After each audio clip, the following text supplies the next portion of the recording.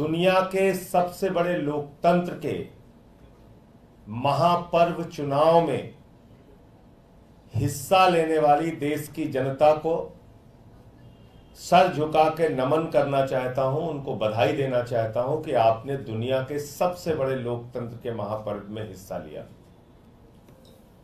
आज चुनावों के परिणाम आ रहे हैं और लगभग तस्वीर साफ होती हुई दिख रही है। ये चुनाव कई प्रकार का संदेश दे रहे हैं।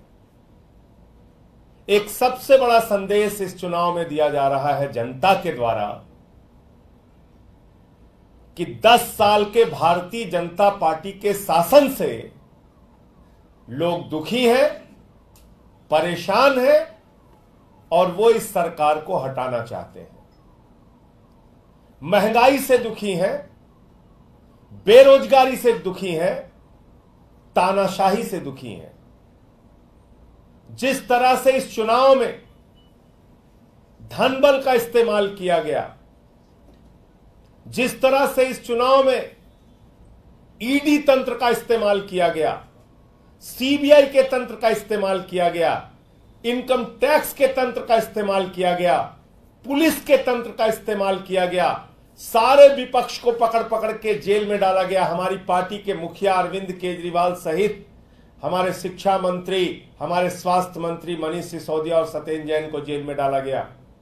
पूरे चुनाव को प्रभावित करने की एक गहरी साजिश रची गई।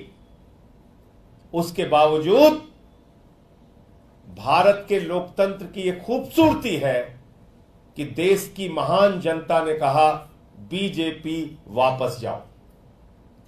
यह नारा है इस देश की जनता का। उन्होंने बाबा साहब के संविधान को बचाने के लिए वोट दिया। भारत में आरक्षण की व्यवस्था जो दलितों के, वंचितों के, शोषितों के, पिछड़ों के, आदिवासियों के लिए है, उसको बचाने के लिए वोट किया। और अभी तक के जो नतीजे सामने आ रहे हैं, भारतीय जनता पार्टी को बहुमत होता हुआ नहीं दिख रहा है और पिछले बार की तुलना में लगभग 60 सीटें बीजेपी की कम हो रही हैं।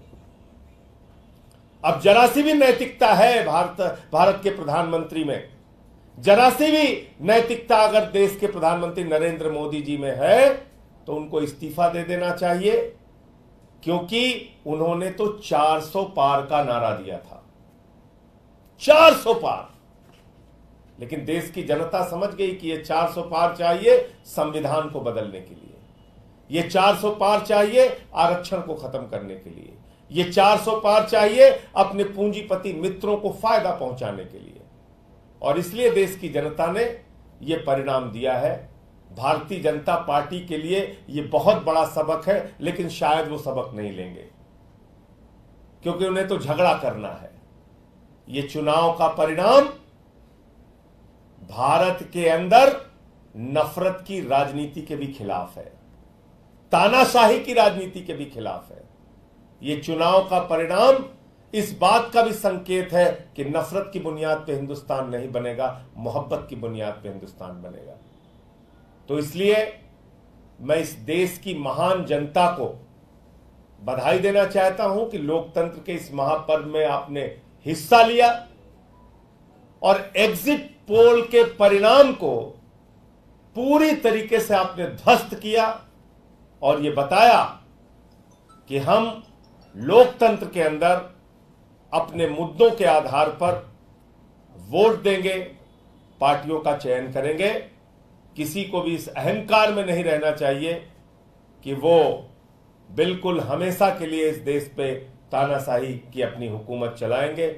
और वैसे भी प्रधानमंत्री जी ने जब से कहा कि उनका जन्म बायोलॉजिकल नहीं है, वो अवतार हैं, भगवान से भी बढ़कर अपने आप को मानने लगे। उनकी पार्टी गाना गा रही थी कि जो राम को लाए हैं हम उनको लाएंगे। इतना अहंकार हो गया कि भगवान श्री राम को लाने का दावा करने लगे। इतना अहंकार हो गया कि भगवान जगन्नाथ जी उनके भक्त हैं, ऐसा दावा करने लगे।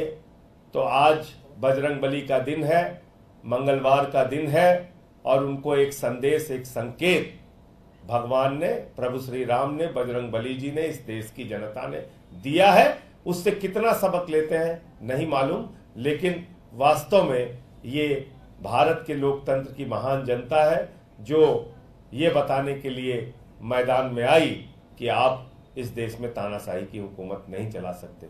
मैं निवेदन करूंगा हमारे प्रदेश अध्यक्ष और कैबिनेट मंत्री गोपाल राय जी से कि वो अपनी बात रखें।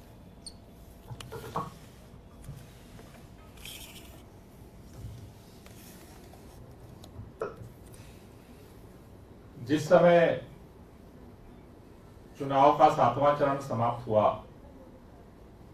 और एग्जिट पोल आए,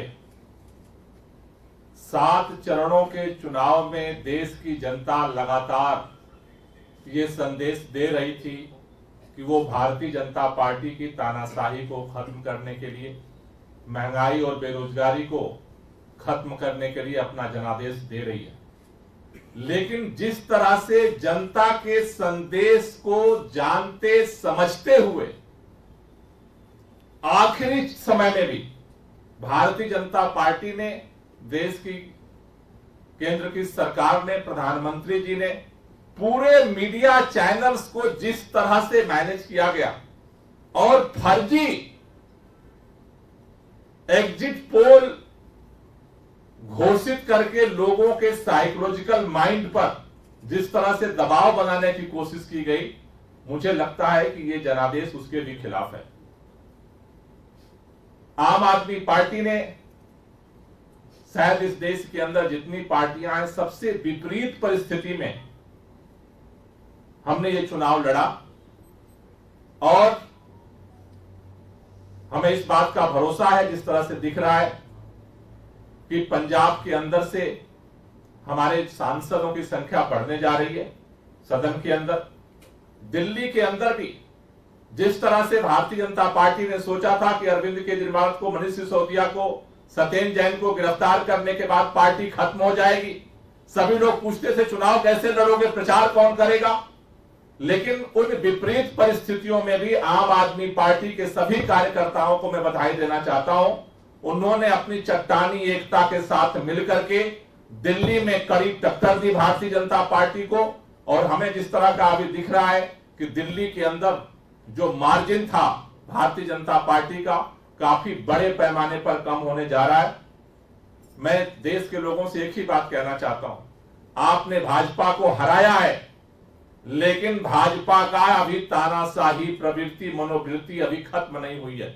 इसलिए इस देश को बचाने के लिए, संविधान को बचाने के लिए, लोकतंत्र को बचाने के लिए हम सबको मिलकर के इस लड़ाई को आगे लड़ना पड़ेगा। मैं देश के उन तमाम पार्टी के लोगों से भी अपील करना चाहता हूं जो इस देश के संविधान में, इस देश के लोकतंत्र में भरोसा रखते हैं। अपने अंतरात्मा की आवाज को सुनिए और इस देश के अंदर देश की जनता का जो जनादेश है उसे स्वीकार करते हुए इस तानाशाही को हटाने के लिए, संविधान को बचाने के लिए, एक लोकतांत्रिक सरकार बनाने के लिए आगे बढ़िए। मुझे भरोसा है कि जनता ने जो जनादेश दिया है देश की सभी पार्टियां सुनेगी, क्योंकि भाजपा के पास बहुमत नहीं है।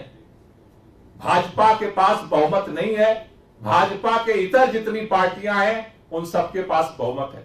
आज देश के अंदर अगर एनडीए गठबंधन में देखें, 2 मुख्य पार्टियां हैं। एक पार्टी है आंध्र प्रदेश से टीडीपी, चंद्रबाबू नायडू। 2019 में चंद्रबाबू नायडू वो नेता हैं जिन्होंने मोदी जी के खिलाफ पूरे देश में घूम करके लोगों को इकट्ठा किया। दूसरे एनडीए के अंदर नीतीश कुमार जी हैं जिन्होंने इस बार घूम करके देश भर में नरेंद्र मोदी जी के खिलाफ अभियान चलाया। ये दोनों नेता हैं, देश के लोग उनसे उम्मीद कर रहे हैं कि सही समय पर सही फैसला लेंगे और इस तानाशाही को खत्म करने के लिए देश की जनता की जो आवाज है उसे सुनेंगे और देश में इस तानाशाही को खत्म करके एक लोकतांत्रिक सरकार बनाएंगे। लोगों के बेरोजगारी और महंगाई की समस्या का समाधान करेंगे। यह देश जो उम्मीद कर रहा है, पूरे देश की हमें उम्मीद है कि जल्दी उसकी आकांक्षा पूरी हो। हमारे पार्टी के राष्ट्रीय सचिव पंकज गुप्ता जी।